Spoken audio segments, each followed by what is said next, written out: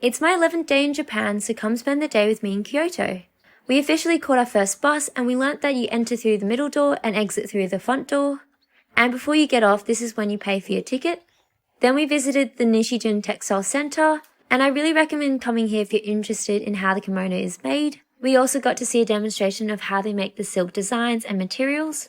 It's amazing how they use this complex machine, and this beautiful fabric is what she was making.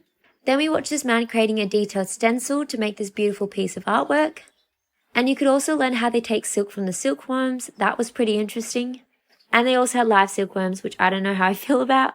Then we walked through the Kyoto Imperial Palace and you could see the autumn leaves falling. It was such a lovely walk and you could see the mountains behind.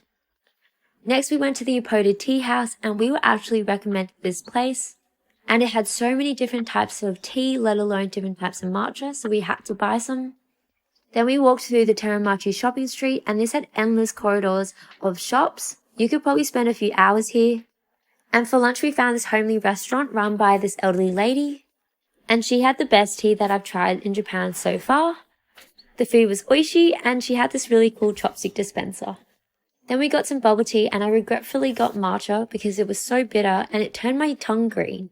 Also we found roasted chestnuts which we get around Christmas, so we had to get some and it was delicious. Then we visited the Takashimaya department store looking for a depachika, which is a food market found in the basements of department stores. And here you could buy food to eat or as presents. After that, we trained it to the Kyoto station, which is an impressive building.